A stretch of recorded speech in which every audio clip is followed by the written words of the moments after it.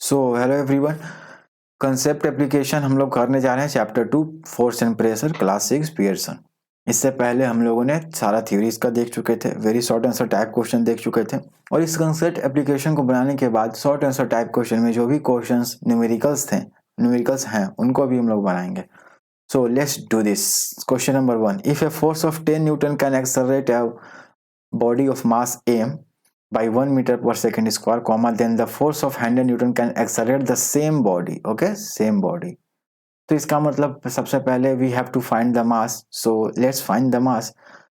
तो question number 1 we have concept application. So 100 newton, so force is equal to mass into acceleration. Force is given 10 newton and mass is we have to find mass, हमें पता करना है, और acceleration 1 metre पर second square है। So you can write with unit also. So here mass comes 10 kg, okay, 10 kg mass। now this same body, on this same body, इस same body पे 100 Newton का फोर्स एक्सर्ट किया जा रहा है। On this same body 100 Newton of force is being exerted. This same body of mass 10 kg, 100 Newton of force is being exerted in some direction. I don't know the direction, whether it is in the west, east or south, anyway I don't know, but it certainly produce some acceleration. So let's find out the acceleration. Let the acceleration be a capital A in this case, okay। So force is equal to, now then again applying force is equal to mass into acceleration, here force is 100।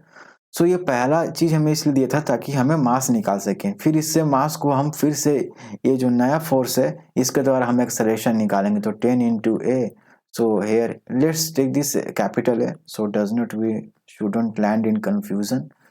so into a, okay, m into a, so here a comes 10 meter per second square which is the SI unit of acceleration। so the body, सो उस body का 10 metre पर second square acceleration होगा। So option A is correct. ठीक है, किसी body कोई मास m था, उस पर हमने 10 न्यूटन का फोर्स लगाया तो उसमें एक्सेलरेशन कितना था, 1 मीटर पर सेकंड स्क्वायर। इसका मतलब उस बॉडी का मास जो था वो कितना होगा, जरूर वो 10 kg मास होगा। फिर इसी 10 kg मास पर हमने 100 न्यूटन का फोर्स लगाया तो उसमें कितना एक्सेलरेशन प्रोड्यूस होगा, 10 मीटर पर सेकंड स्क्वायर एक्सेलरेशन प्रोड्यूस होगा। Now the question number 2, there are 4 forces acting on a block as shown in the figure. The magnitude and direction of the net force acting on it is net force acting. So I have earlier said that force is a vector quantity. So therefore direction becomes very important when we are calculating the force. So now let's see. In horizontal, okay, so let's go first horizontal. In horizontal direction, सबसे पहले horizontal किधर, हमारा west east है ना, west east direction horizontal. और फिर एक vertical होता है हमारा, वर्टिकल डायरेक्शन कहाँ होता है, नॉर्थ साउथ डायरेक्शन हमारा वर्टिकल होता है। और ये तो हॉरिजॉन्टल डायरेक्शन में अगर हम देखें तो हॉरिजॉन्टल डायरेक्शन में अगर आप देखो तो ये क्वेश्चन नंबर 2 हो गया। हॉरिजॉन्टल डायरेक्शन में आप देखो तो ये जो बॉक्स है इधर कितना 150 न्यूटन का फोर्स किधर लग रहा है, ईस्ट की तरफ, और ये कितना है, शायद 10 न्यूटन है ना, सॉरी 80 न्यूटन है। एंड यहाँ पर साउथ की तरफ कितना 50 न्यूटन और नॉर्थ की तरफ 50 न्यूटन। तो हम आराम से step by step along horizontal, okay, along right here, along horizontal direction, okay, along horizontal direction if we assume positive, if you assume, हम लोग अगर ईस्ट की तरफ पॉजिटिव मान लेते हैं, ईस्ट की तरफ पॉजिटिव मान लेते हैं तो कितना होगा, 150 Newton plus minus 80 Newton, okay. Why? Because we have assumed that in the direction of east we have assumed positive direction, okay। So east की तरफ अगर हमने पॉजिटिव डायरेक्शन माना है तो ये जो 150 न्यूटन है ईस्ट की तरफ ही एक्सर्ट हो रहा है, इसलिए 150 plus 150 and then plus, but here minus 80 Newton is acting along west direction and therefore it will be written as a negative, okay। So net force, so we add the force, okay, but here is minus, why? Because force depend on direction and its direction is different। So east में हमने positive माना था लेकिन ये जो direction है ये west की तरफ है 80 Newton, इसलिए minus 80 Newton। तो net force along, net force यहाँ पर आप लिखो net force, ठीक है, net net force along horizontal direction on body कितना हो जाएगा 150 plus minus minus 150 newton minus 80 newton, so 0 8 7 15 70 newton. Okay, fair enough. Now along vertical direction,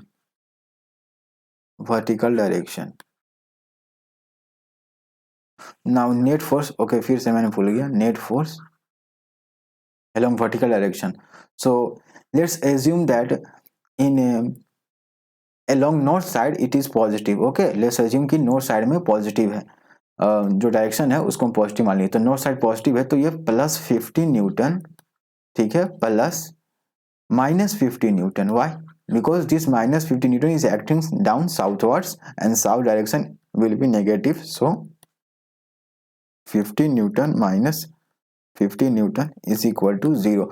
So along vertical direction net force on the body is 0, but along horizontal direction net force on the body is 70 Newton. Therefore this body will move along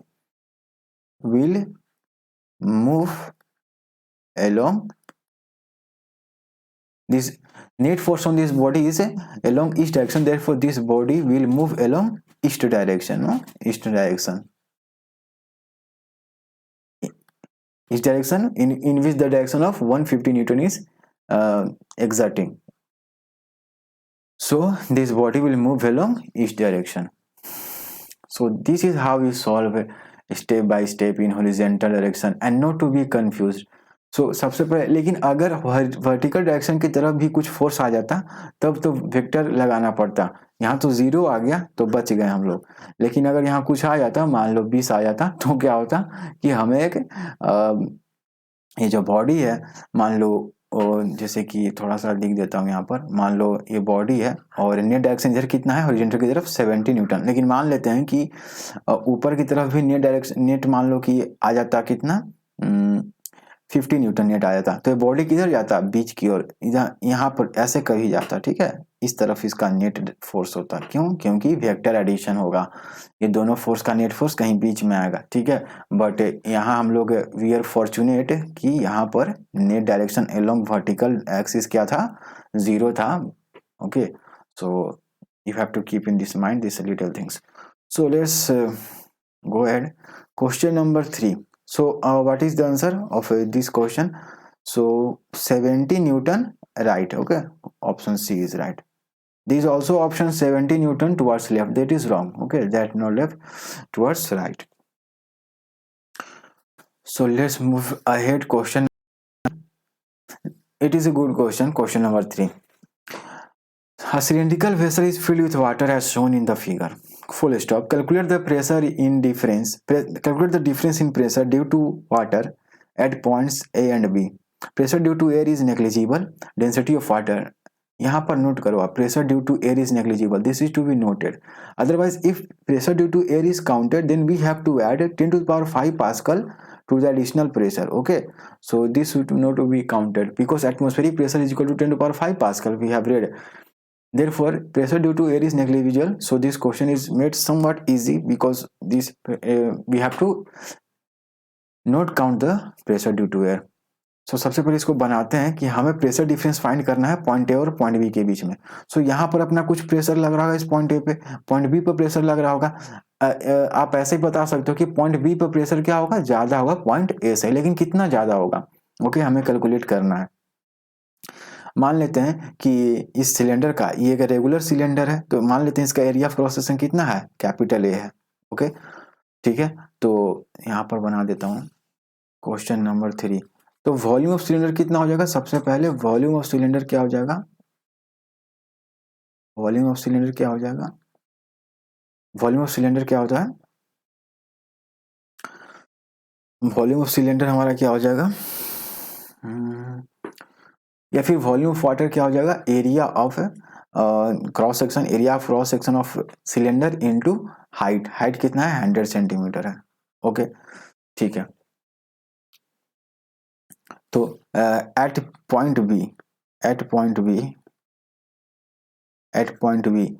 point B पे pressure कितना होगा PB. तो pressure क्या होता है thrust by area, लेकिन यहाँ पर सारे जो प्रेशर्स हैं, सारा जो प्रेशर है यहाँ पर वो सब परपेंडिकुलरली ही एक्ट करेगा। ओके, लैटरल वाला जो प्रेशर है ना ये कैंसिल आउट हो जाएंगे क्योंकि ये सेम हाइट पे सेम प्रेशर लग रहे हैं, लेकिन लैटरल वाला प्रेशर ये कैंसिल आउट हो जाएंगे। ठीक है, बस ये जो प्रेशर आप देख रहे हो ये सब परपेंडिकुलर प्रेशर लग रहा है, इसलिए फोर्स और थ्रस्ट दोनों सेम हो जाएगा। तो force at B upon area, है ना।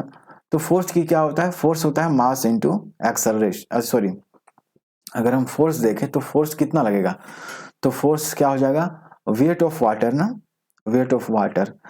पॉइंट बी पे वाटर का जो वेट है, इस पॉइंट बी पे वाटर का कितना वेट है आपको लगता है कि कितना, इस एरिया ऑफ क्रॉस सेक्शन पे, ठीक है, इस क्रॉस सेक्शन पे वाटर का कितना वेट लग रहा है, तो हमें वेट फाइंड करना है। तो weight at point B, weight of water point B upon area of cross section. और वेट क्या होता है mass into mass of water into g upon A. अब यहां पर आप देखो कि मास क्या होता है डेंसिटी, है ना, डेंसिटी इंटू वॉल्यूम इंटू जी होता है मास, ये मास हो गया अपॉन क्रॉस सेक्शन एरिया। लेकिन वॉल्यूम क्या होता है, वॉल्यूम इसमें कौन है, volume area of cross section into height होता है।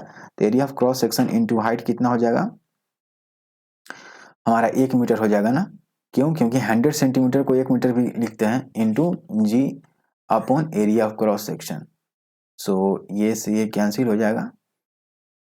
और 1 मिनट, साइंस 100 सेंटीमीटर, ये 50 सेंटीमीटर क्या दिया हुआ है, ये 50 सेंटीमीटर क्या दिया हुआ है, 50 सेंटीमीटर इसका वाइड दिया हुआ है क्या 50 centimetre. 1 minute, calculate the pressure density of water gram पर सेंटीमीटर क्यूब।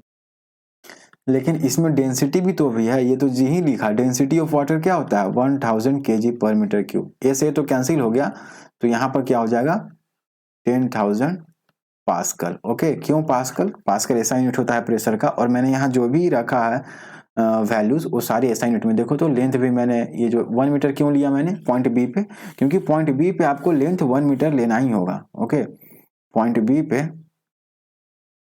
आपको लेंथ 1 मीटर लेना होगा। 1 minute,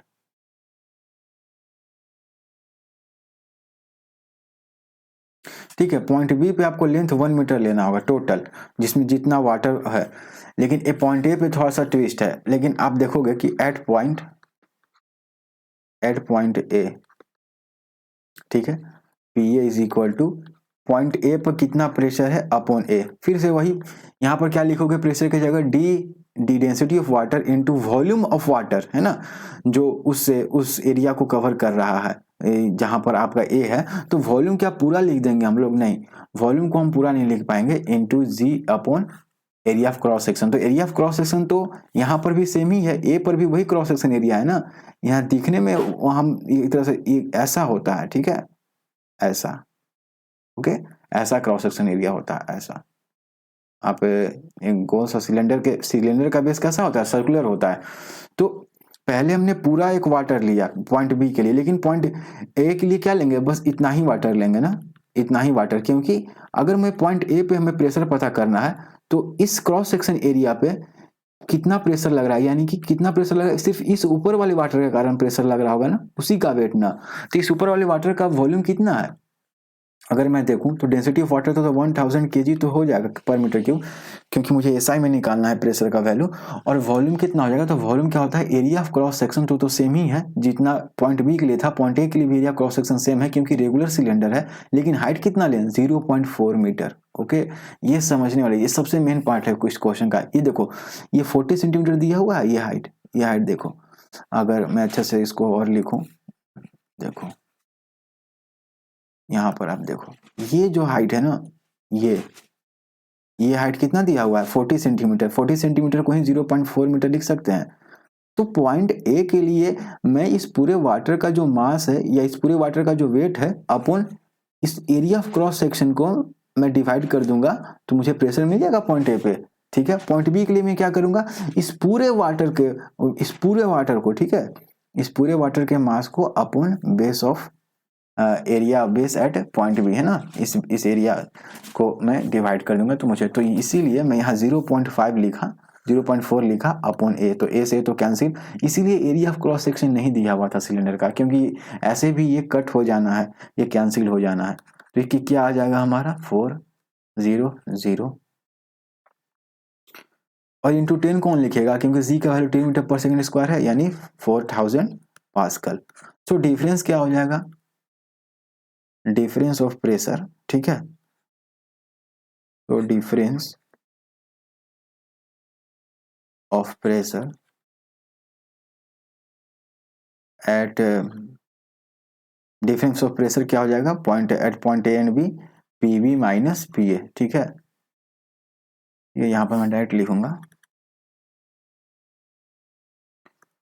P B minus P A is equal to कितना हो जाएगा, 10,000 pascal minus 4,000 pascal is equal to 6,000 pascal, हमारा क्या हो जाएगा, आंसर हो जाएगा।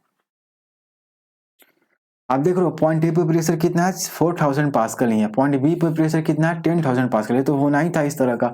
ऐसे भी मैंने शुरू में ही बता दिया था कि पॉइंट बी पे प्रेशर ज्यादा होगा पॉइंट ए की अपेक्षा में, बिकॉज वेट है ये वाटर का यहाँ ज्यादा लग रहा है, सेम क्रॉस सेक्शन एरिया पे यहाँ वेट ऑफ वाटर कम लगा, क्योंकि इतना ही वाटर का हमको वेट निकालना है, किसके लिए, ए के लिए, लेकिन बी के लिए इस पूरे का, ठीक है, बी के लिए इस पूरे वाटर का, पूरे सिलेंडर के वाटर का वेट हमको चाहिए, और वेट के लिए हमको मास चाहिए, और मास इक्वल टू क्या होता है, डेंसिटी इंटू वॉल्यूम होता है, तो डेंसिटी किसका, वाटर का लेंगे, वॉल्यूम किसका, हम सिलेंडर का लेंगे ना, जितने वो वाटर फिलअप है उसका वॉल्यूम लेंगे, ये चीज। अब वॉल्यूम इज इक्वल टू क्या होता है, एरिया ऑफ क्रॉस सेक्शन या area of base into height, है ना, ये चीज रेगुलर बॉडी के लिए।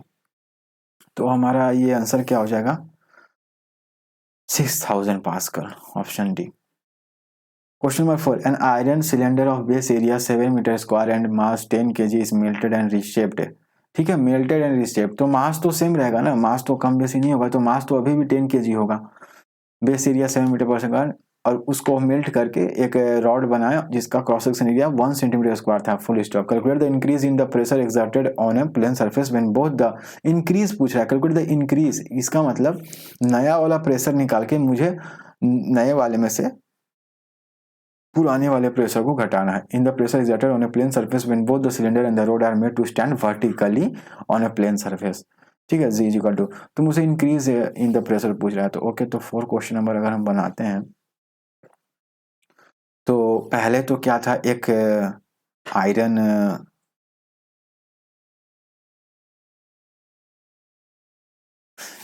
एक आयरन जैसा कुछ क्या आयरन सिलेंडर था, उसके बाद एक रॉड बना दिया गया, ठीक है, तो ऑफ कोर्स एक रॉड होगा,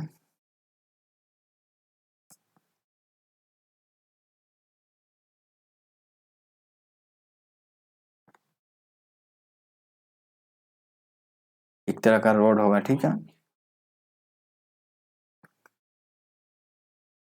ये सॉलिड है, ठीक है, तो यहाँ पर आप देखोगे कि 7 सेंटीमीटर, इसका भी 10 kg मास, 10 kg मास है, इसका भी 10 kg मास होगा, मेल्ट करने पर मास थोड़ी चेंज होगा, और एरिया ऑफ क्रॉस सेक्शन इसका 7 सेंटीमीटर स्क्वायर है, इसका एरिया ऑफ क्रॉस सेक्शन कितना हो गया, 1 सेंटीमीटर स्क्वायर हो गया, तो ऑफकोर्स सेम मास है, तो वेट भी तो सेम लग रहा होगा जमीन पर, यहाँ जो प्लेन सरफेस है, ठीक है, तो इसका मतलब यहाँ पर प्रेशर ज्यादा लग रहा होगा, यहाँ पर प्रेशर कम लगा, तो शुरू में प्रेशर कितना लगा, तो इन केस ऑफ, आप लिख सकते हैं in case of iron cylinder, ठीक है, iron cylinder, P at iron cylinder कितना होगा, वेट ऑफ आयरन सिलेंडर, तो वेट ऑफ आयरन सिलेंडर कितना होगा, एम जी, यानी 10 into 10 100 newton upon 7 centimetre square, ठीक है, तो इस सेंटीमीटर स्क्वायर को आप मीटर स्क्वायर में चेंज कर लो, है ना, तो 10 टू पावर -4 से मल्टीप्लाई कर लोगे,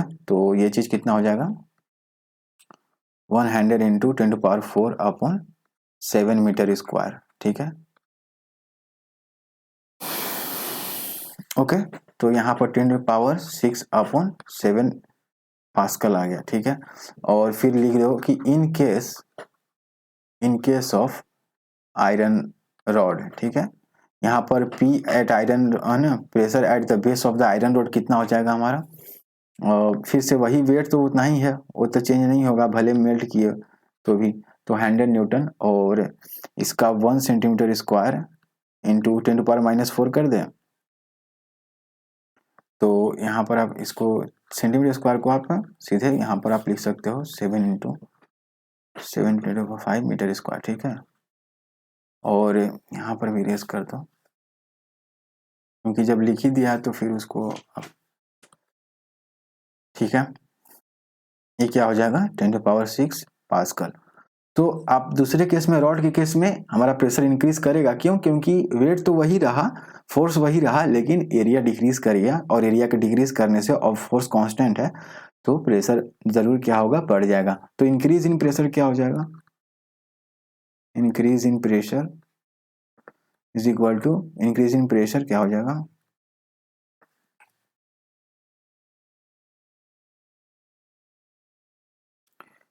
इंक्रीज इन प्रेशर क्या हो जाएगा गाइस, फाइनल प्रेशर क्या है 10⁻⁶ है, माइनस इनिशियल प्रेशर 10⁻⁶/7 है। तो ये क्या हो जाएगा 10⁻⁶, अगर कॉमन ले लेंगे तो ये 1 - 1/7 हो जाएगा, यानी कि 10⁻⁶ इंटू 7 में से 1 या 6/7 पास्कल हो जाएगा। यानी कि अब देखते हैं हमारा आंसर किस में दिया है। तो 6/7 को जब आप करोगे तो 4 का आपको क्या मिल जाएगा, 4 का आपको डी ऑप्शन मिल जाएगा, 85.72 इंटू 10⁻, ये ऑप्शन सही है, 10⁻⁴ पास करिए। आप इसको, आप यहाँ से आगे तो कर ही सकते हो, तो यहाँ से क्या हो जाएगा, ये 85.72 इंटू 10⁻⁴ पास्कल हो जाएगा हमारा आंसर। ये है इंक्रीज इन प्रेशर, ठीक है। तो ये हमारा क्या हो जाएगा आंसर। ओके, अब आगे देखते हैं question number 5। So Akash can move an iron block at rest placed on a metal sheet, ठीक है, by pushing it with a force of 50 Newton. When a lubricant is applied on the surface of the metal sheet, 1/4 of the effort is reduced. So 1/4 of the effort is reduced to do the same. The force with which the block can be moved in second case. तो 1/4 reduce हो गया। तो पहले 50 Newton पे ही चल जाता था, लेकिन अगले बार 1/4 क्या हुआ, रिड्यूस हो गया, यानी कि 50 - 50/4, यानी कि 50 इंटू 1 - 1/4, ठीक है, इज इक्वल टू 50 इंटू 3/4। तो यहाँ से क्या हो जाएगा, 2 दूनी 4, 2 दूनी 4, 2 × 5 = 10, 25 × 75/2 इज इक्वल टू लूट या 6, 37.5 मीटर। यानी कि पहले जब ब्लॉक था, जब लुब्रिकेंट नहीं था उस मेटल शीट पे, तो जो ऑब्जेक्ट था उसको मूव करने के लिए 50 न्यूटन का फोर्स चाहिए होता था। लेकिन जैसे ही लुब्रिकेंट हमने उस पर स्प्रेड किया है ना, लुब्रिकेंट, ताकि आसानी से चल सके, फ्रिक्शन कम हो जाए, तो अब कितना फोर्स लगाने से मूव करने लगेगा 37.5। क्यों? क्योंकि 1/4 ऑफ द फोर्स क्या हुआ, रिड्यूस हो गया, 1/4 ऑफ द फ्रिक्शन क्या हुआ, रिड्यूस हो गया। यहाँ पर आप देखो 1/4 ऑफ द एफर्ट क्या हुआ, रिड्यूस हुआ, 1/4 of the effort is reduce, तो 1/4 रिड्यूस हो गया, यानी कितना रिड्यूस हुआ, 50/4 रिड्यूस हुआ। तो नया एफर्ट क्या हो गया, 50 - 50/4। तो ये हमारा आंसर हो जाएगा 37.5 न्यूटन, ठीक है। तो ये हमारा कॉन्सेप्ट एप्लीकेशन क्या हुआ, एक्सरसाइज हो गया। अगर हम आते हैं शॉर्ट आंसर टाइप क्वेश्चन में, अगर कुछ क्वेश्चंस देखते हैं शॉर्ट आंसर टाइप क्वेश्चन में, ठीक है। तो शॉर्ट आंसर टाइप क्वेश्चन के भी कुछ क्वेश्चंस बनाते हैं, देखते हैं उसमें क्या क्या है, कुछ अच्छे क्वेश्चंस हैं। 74 क्वेश्चन में देखते हैं, P amount of lateral force is applied on either side of the cuboidal डफ। डफ मतलब आटे में गूथा हुआ आटा है ना, urgently the length of the dough is reduce to, ठीक है, half, resulting change only in height, resulting change only in height, ठीक है। Then find the pressure applied by dough at the bottom, then find pressure applied by dough at the bottom. So अगर मैं देखूं यहाँ पर 74 question number को,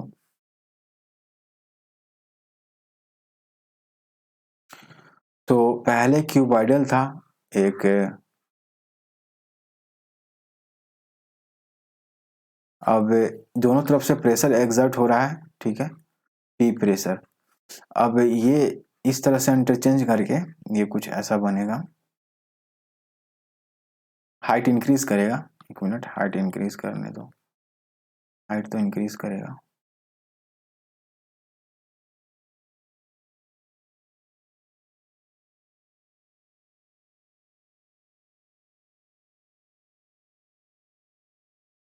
ये कुछ ऐसा हो जाएगा।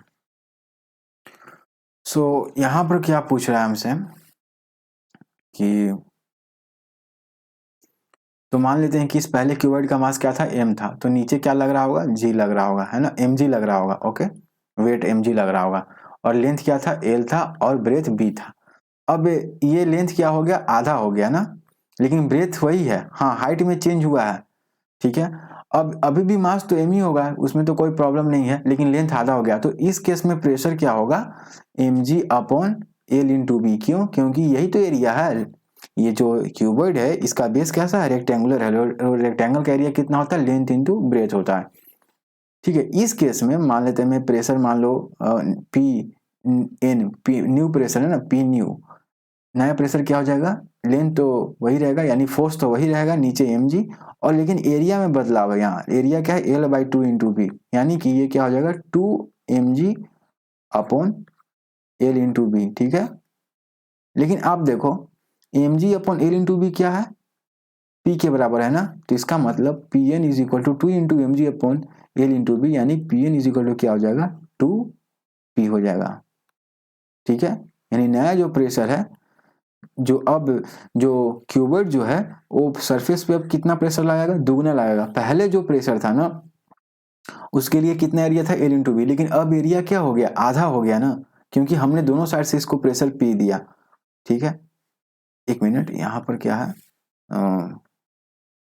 देखता हूँ, शॉर्ट आंसर टाइप क्वेश्चन कहाँ है,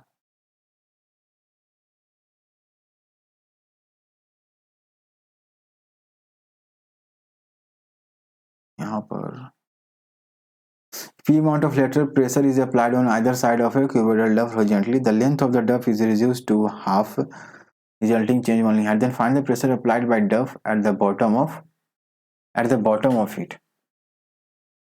Applied on either side of cuboidal duct horizontally. The change in length of the duct is reduced to half, resulting change only in height. Then find the pressure applied by duct at the bottom of it. ठीक है।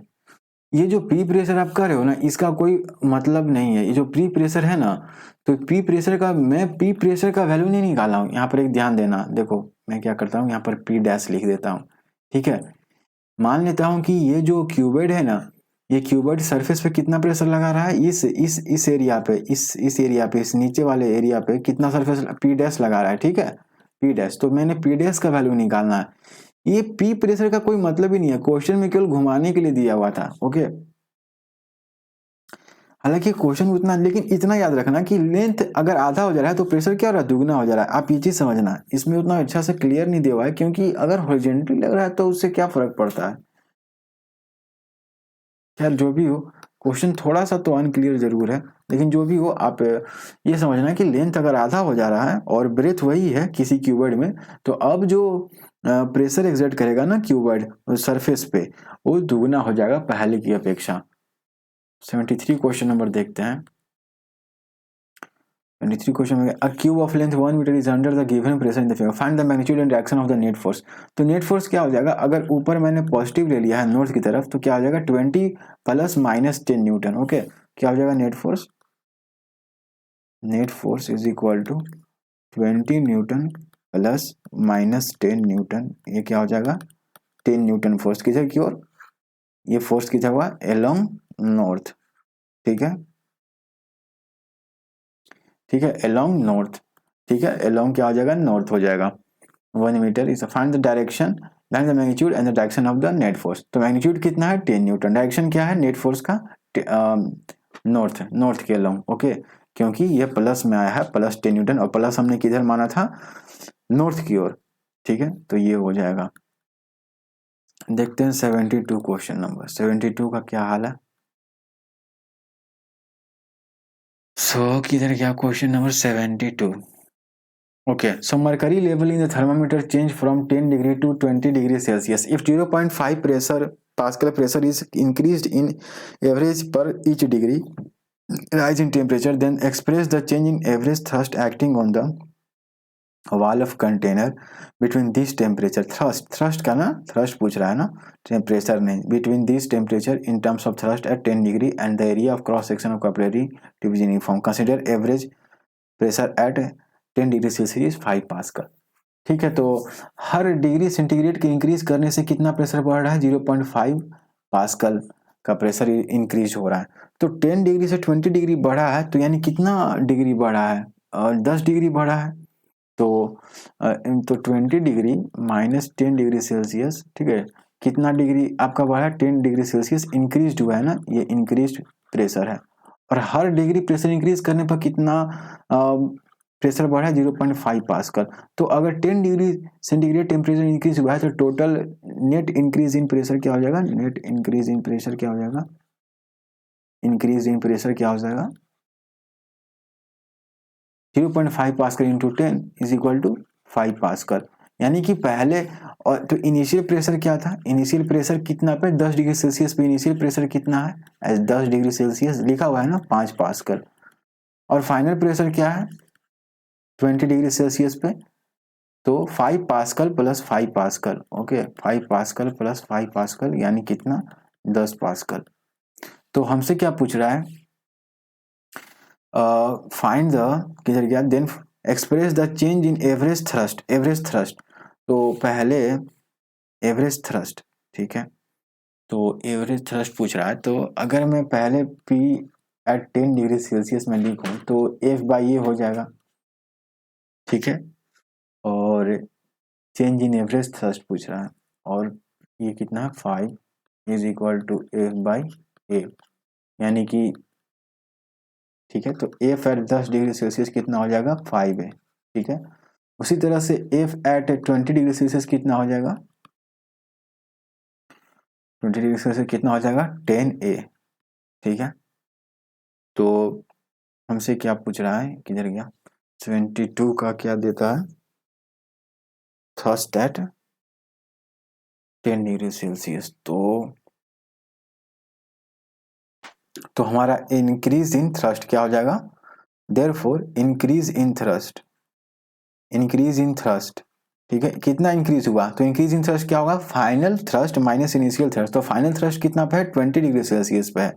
Okay, तो final thrust कितना है? 10A है. ए क्या है? Area of cross section of that capillary tube, और वो यूनिफॉर्म है. तो क्या हो जाएगा? फाइनल थ्रस्ट 10A है और इनिशियल थ्रस्ट कितना है? 5A है. तो 10A माइनस 5A कितना हो जाएगा? 5A. और 5A थ्रस्ट किस पे है? 10 डिग्री सेल्सियस पे है, ठीक है. इसका मतलब जो इंक्रीज इन थ्रस्ट है ना, ये थ्रस्ट एट 10 डिग्री सेल्सियस के बराबर है. थ्रस्ट एट 10 डिग्री सेल्सियस के बराबर है. फिर से देखो, कुछ नहीं है, 10 डिग्री सेल्सियस पे कितना प्रेशर था? 5 पास्कल. फिर कहा कि 10 डिग्री सेल्सियस से बढ़ा के टेम्परेचर बढ़ते बढ़ते 20 डिग्री तक आ गया, और हर एक जब जब 1 डिग्री टेम्परेचर बढ़ा तब तब कितना प्रेशर बढ़ा? 0.5 पास्कल. या ऐसे तो टोटल कितना इंक्रीज हुआ है temperature? 20 degree Celsius minus 10 degree Celsius, यानी कि 10 डिग्री सेल्सियस का टेम्परेचर इंक्रीज हुआ है, यानी कि प्रेशर कितना इंक्रीज हुआ? 5 पास्कल का. शुरू में दिया हुआ है temperature, sorry pressure 10 degree Celsius पे 5 पास्कल. तो 20 डिग्री सेल्सियस पे कितना टोटल प्रेशर हो जाएगा? तो pressure eight 10 degree Celsius plus increase in pressure कितना है? 5 पास्कल, यानी 10 पास्कल. अच्छा, प्रेशर क्या होता है? फोर्स बाय एरिया होता है. और प्रेशर एट 10 डिग्री सेल्सियस क्या लिखेंगे? Force at 10 degree Celsius upon area of cross section of capillary tube. यानी फोर्स एट 10 डिग्री सेल्सियस क्या लिखेंगे? 5 into area of cross section. उसी तरह फोर्स एट 20 डिग्री सेल्सियस क्या लिखेंगे? 10 pascal into area of cross section. तो हमसे ये नहीं पूछा है कि 20 डिग्री सेल्सियस पे कितना फोर्स हो गया या थ्रस्ट हो गया, हमसे इंक्रीज इन थ्रस्ट पूछा है. और यहाँ पर मैंने कहा था कि इस स्टेज में जो थ्रस्ट है वही आपको फोर्स लेके चलना है, क्योंकि जो भी फोर्स इस समय जो लग रहा है, जो भी एक्ट हो रहा है उस एरिया पे, और नॉर्मली ही एक्ट हो रहा है. तो इंक्रीज इन थ्रस्ट क्या होगा? Final thrust minus initial thrust. तो फाइनल थ्रस्ट कितना है? 20 डिग्री सेल्सियस पे 10 है. इनिशियल थ्रस्ट कितना है? 5 है. तो 10A माइनस 5A 5A. और ये 5A जो ये थ्रस्ट आया इंक्रीज इन थ्रस्ट, ये 5A तो 10 पर ही था, 5A पर ही थ्रस्ट लग रहा था, है ना. 5A थ्रस्ट नहीं लग रहा था 10A पे. यानी कि जो इंक्रीज इन थ्रस्ट है वो किसके बराबर है? जो थ्रस्ट या जो फोर्स 10 डिग्री सेल्सियस पे लग रहा था. तो ये हमारा आंसर हो गया, ठीक है. ए का वैल्यू हमें नहीं पता है, ए इज इक्वल टू वाट, है ना. Area of cross section of capillary tube हमें नहीं पता, इसलिए हम इसका एग्जैक्ट वैल्यू नहीं निकाल सकते हैं, इसलिए ये ही हमारा आंसर है, थ्रस्ट एट 10 डिग्री सेल्सियस। ठीक है, ये चीज समझना। फिर 72 हो गया, उसके बाद अब क्या है, 71 है। A bunch of 5 identical balloons can lift at y of 100 newton, find out the pressure inside a single balloon to do this if the radius of balloon is इतना।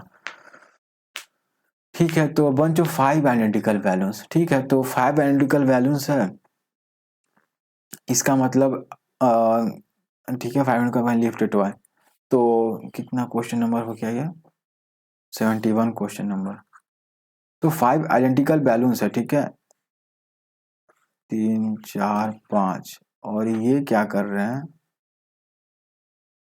ये किसी टॉय को, ठीक है, टॉय, यहाँ पर कोई टॉय होगा, मान लो एक गाड़ी जैसा कुछ टॉय होगा, ठीक है,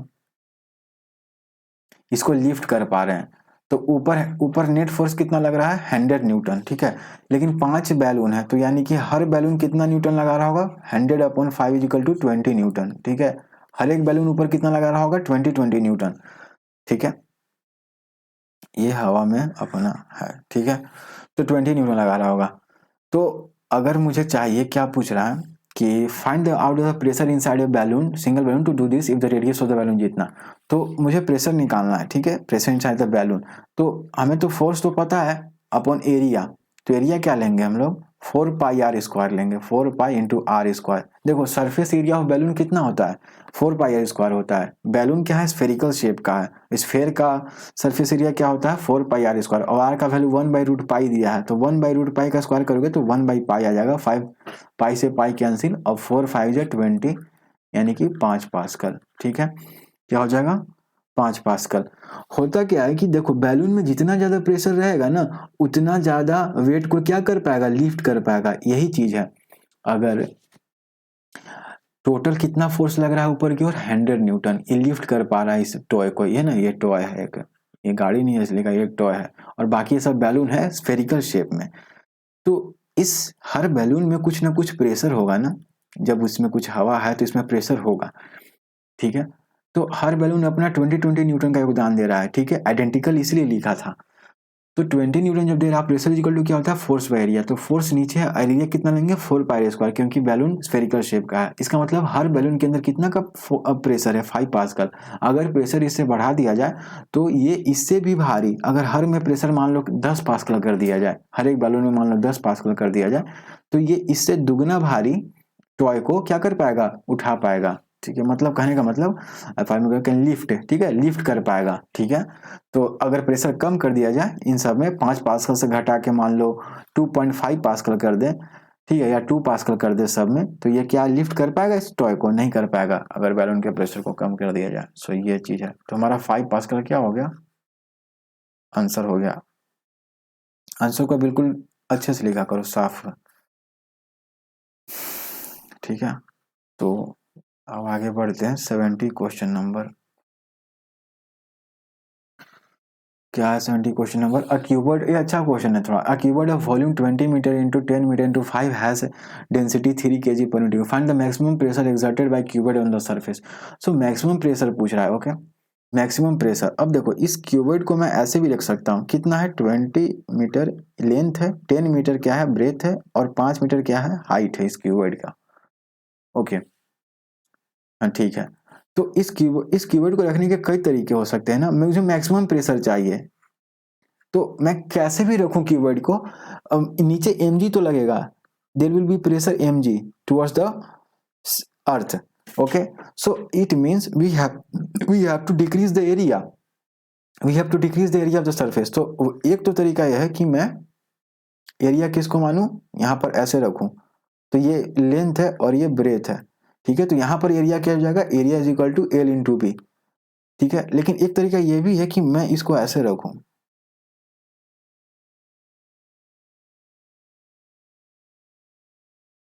ऐसे रखूं,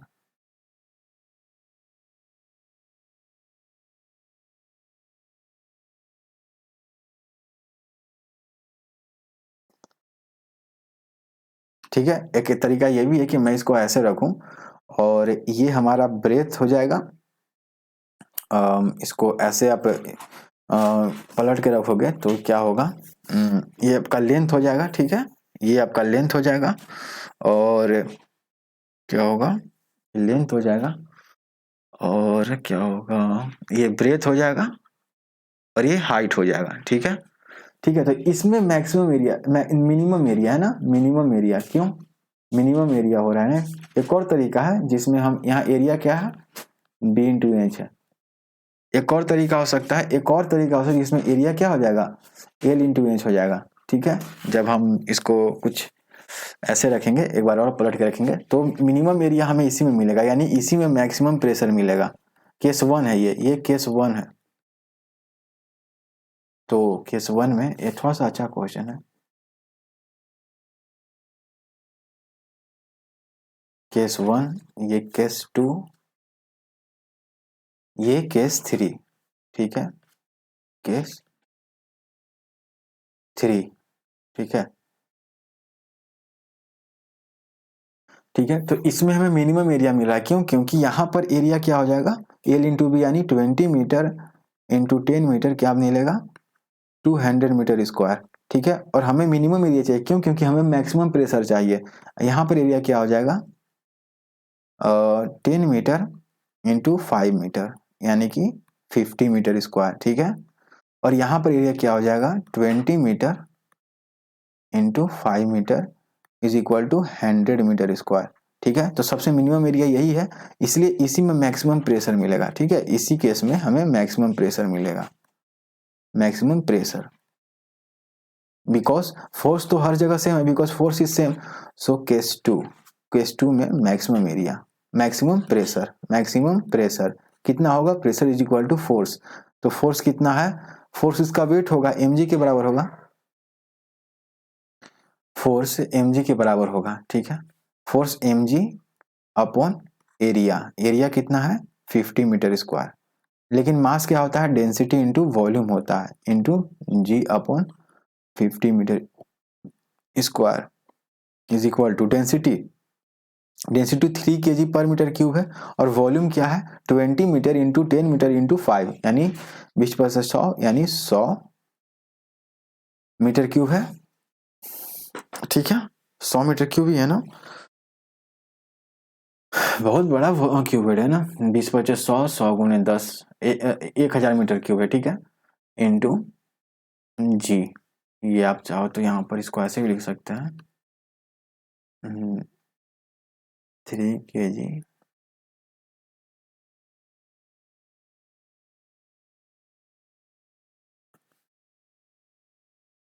3 kg per metre cube into ये 10 मीटर पर second square upon 50 metre square, कितना हो जाएगा, कैंसिल करते जाओ, 10×5 = 50, और 5×2 = 10, 0 0, यानी कि 600 पास्कल, ठीक है।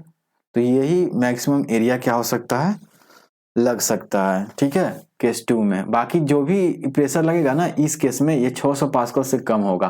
केस थ्री में भी 600 पास्कल से क्या होगा, कम होगा। केस थ्री का मैंने डायग्राम ड्रॉ नहीं किया, लेकिन आप उसको कर सकते हो, ठीक है। ये बेस होता है, ठीक है, ये यहाँ पर आप लिख लो, यहाँ पर ये बेस होता है, ये बेस का एरिया हम लोग लेते हैं, ठीक है। ये चीज हो गया। सो आगे फिर देखते हैं कौन सा क्वेश्चन है। 69 question number, how many atmospheric pressure is equal to pressure of 2 kilo pascal, ठीक है। तो 69 क्वेश्चन नंबर में मुझे पूछ रहा है कि 2 kilo pascal is equal to कितना प्रेशर है ना। तो किलो क्या है, एक हमने पढ़ा था, मल्टीपल सब मल्टीपल पढ़ा था हमने। तो किलो जब भी आता है 2 × 10⁻, क्या करेंगे, किलो की जगह 3 लिख देंगे, और बाकी पास्कल का पास्कल, यानी कितना हो जाएगा 2 × 10⁻³ पास्कल हो जाएगा, ठीक है। और क्या पूछ रहा है, हाउ मेनी एटमॉस्फेरिक प्रेशर, लेकिन एटमॉस्फेरिक प्रेशर में पूछ रहा है ना हमें, लेकिन ये तो पास्कल में आया। लेकिन हमें पता है कि 1 pascal is equal to 10⁵, sorry, एक एटीएम, हमें पता है कि एक एटीएम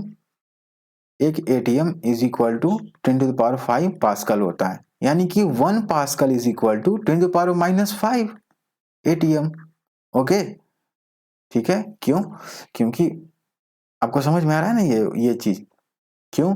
क्योंकि जब हमसे पूछा जाएगा कि 1 पास्कल, तो देखो यहाँ पर 1 pascal is equal to 1/10⁵ ATM, यही होगा ना। और 10⁵ को क्या लिखेंगे? 10⁻⁻5 लिखेंगे, ठीक है। तो इस तरह से आप, तो इसका मतलब 1 पास्कल इज इक्वल टू कितना होता है? 10⁻5 ATM। तो 2 इंटू 10⁻3 पास्कल कितना होगा? 2 इंटू 10⁻3 पास्कल किसके एटीएम के बराबर होगा? अगर 1 पास्कल 10⁻⁻5 एटीएम के बराबर है, तो 2 इंटू 10⁻3 पास्कल किसके बराबर? 2 इंटू 10⁻3 इंटू 10⁻⁻5 ATM, ठीक है। ठीक है, तो यहां से क्या आ जाएगा? 2 इंटू 10⁻⁻2। क्यों? क्योंकि 10⁻3 - 5, 3 - 5 - 2 बेस सेम है ना। एक्सपोनेंट थोड़ा सा पढ़ना पड़ेगा। एक्सपोनेंट आप जाके पढ़ सकते हो, लिंक में डिस्क्रिप्शन दे दूंगा क्लास 8 का। सो 69 का आंसर 10⁻2 ATM। अब आगे क्या है?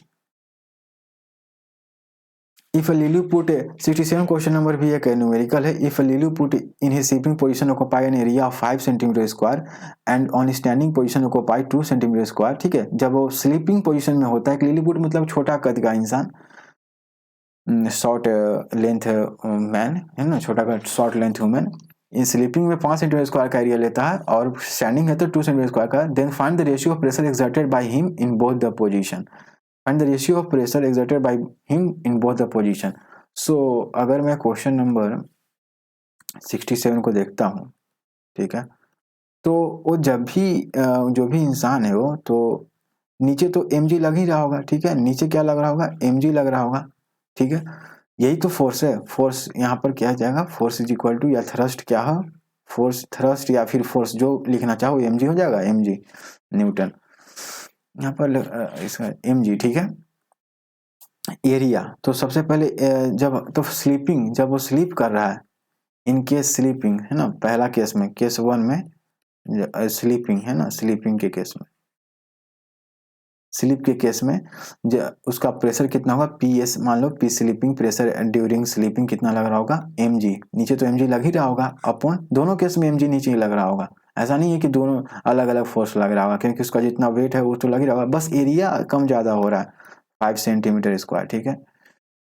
ठीक है, इसको चाहो तो आप किस में बदल सकते हो? मीटर स्क्वायर में बदल सकते हो, ताकि SI में रख लो, तो इंटू 10⁻⁻4 मीटर स्क्वायर, ठीक है। आपको पता है ना सेंटीमीटर स्क्वायर को मीटर स्क्वायर में कैसे बदलते हैं। और फिर केस 2 देख लो, तो केस 2 में क्या है? स्टैंडिंग है ना, स्टैंड पोजीशन में क्या है? P स्टैंड, ST है ना, स्टैंड, P स्टैंड क्या हो जाएगा? mg upon 2 centimetre square, 2 into 10⁻⁻4 metre square, ठीक है। तो हमसे क्या पूछ रहा है कि find the ratio of pressure exerted by him in both position. तो बोथ पोजीशन में प्रेशर एक्सर्ट, तो अगर मैं क्या करूं, ये इक्वेशन 1 है, ये इक्वेशन 2 है, तो मैं क्या करूं, इक्वेशन 1 अपॉन इक्वेशन 2 कर दूं। तो PS नहीं ना, pressure during sleeping upon pressure during stand जब वो है, तो क्या हो जाएगा? 2 इंटू 10⁻⁻4 अपॉन 5 इंटू 10⁻⁻4, क्योंकि mg कैंसिल हो जाएगा ना, ठीक है।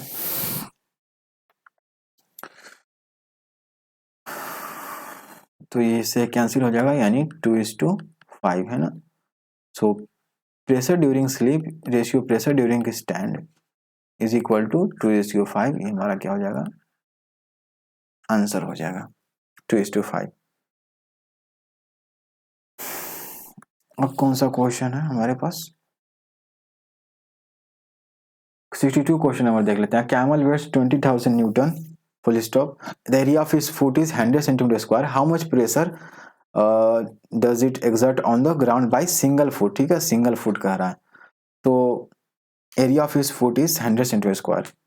तो वेट अगर कैमल का कितना है? 20,000 न्यूटन है। तो अगर मैं 62 क्वेश्चन नंबर को लूँ, 62 को, तो वेट कितना है? 20,000 न्यूटन है।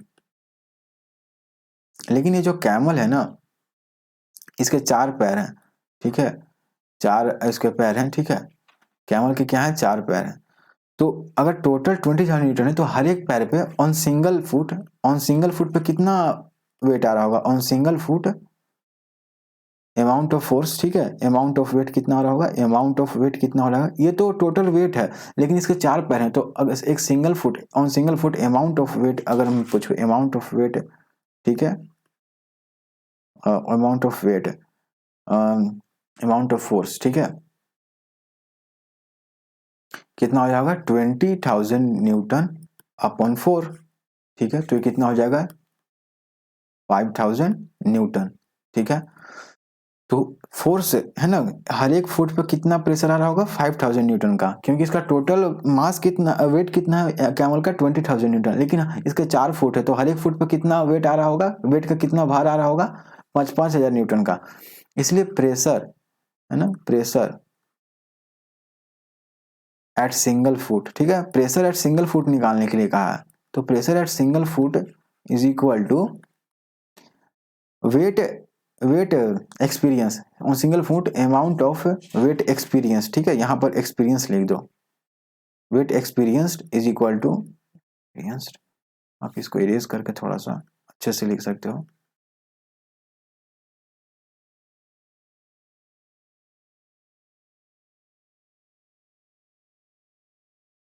Wait experience is equal to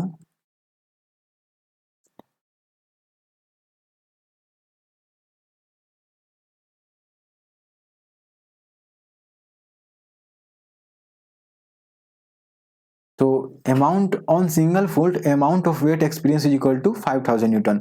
हमें पूछ रहा है pressure at a single foot है ना, प्रेशर एक्सपीरियंस्ड, ठीक है, यहाँ पर experience, pressure experienced at single foot क्या हो जाएगा, amount of weight experienced at single foot upon area of single foot, यानी कि 5,000 न्यूटन अपॉन, और कितना है 100 सेंटीमीटर स्क्वायर था ना, तो सेंटीमीटर स्क्वायर को मीटर स्क्वायर में चेंज करेंगे तो 10⁻⁴ से क्या करेंगे मल्टीप्लाई कर देंगे, तो क्या, ताकि हमें ऐसा यूनिट में क्या मिले, आंसर मिले। तो 2 से 2, 2 जीरो से 2 जीरो कैंसिल, तो 50 इंटू 10⁻⁴ पास्कल, यानी कि 5 इंटू 10⁻⁵ पास्कल। क्यों, क्योंकि यहाँ पर 50 को क्या लिख सकते हैं 5 इंटू 10 लिख सकते हैं, तो 5 इंटू 10 इंटू 10⁻⁴ पास्कल, यानी 5 इंटू 10⁻⁵ पास्कल हमारा क्या आ जाएगा, आंसर आ जाएगा 62 का, ठीक है। तो हर एक पैर पर कितना प्रेशर ये एक्सपीरियंस करेगा camel, 5 into 10⁻⁵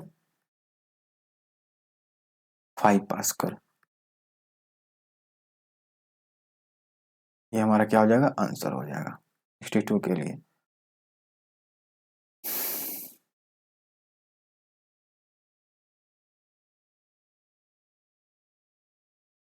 sorry,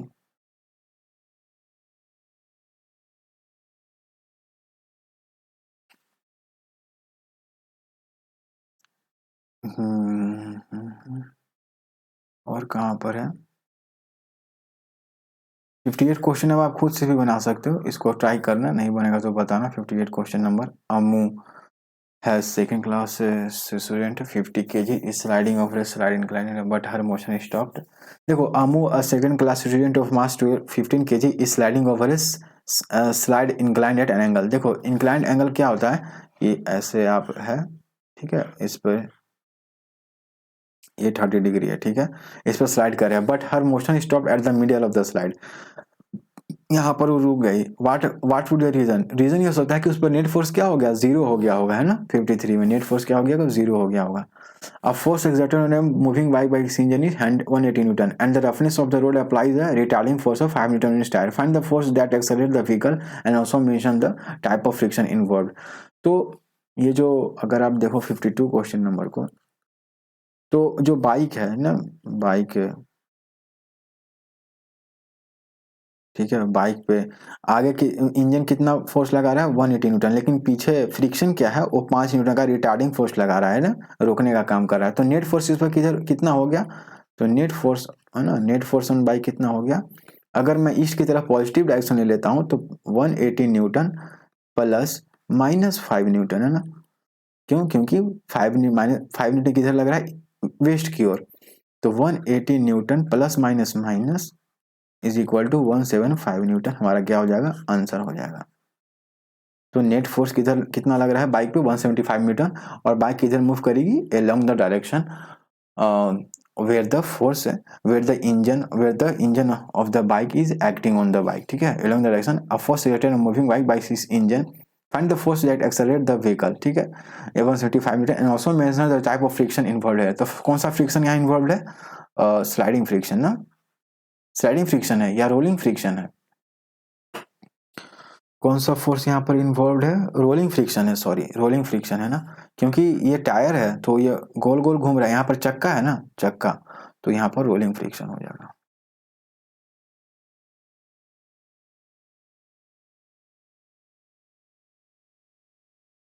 rolling friction हो जाएगा, ठीक है। Okay, so total net force कितना लग रहा है बाइक पे? 175 न्यूटन। किसके द्वारा? उसके बाइक के इंजन के द्वारा बाइक पर कितना नेट फोर्स कितना लग रहा है? 175 न्यूटन। किधर लग रहा है? जिधर इंजन लगा रहा है, ठीक है ना। मान लो इंजन ईस्ट की ओर लगा रहा है ये फोर्स, तो ईस्ट की ओर नेट फोर्स कितना लग रहा है? 175 न्यूटन। सो और क्या,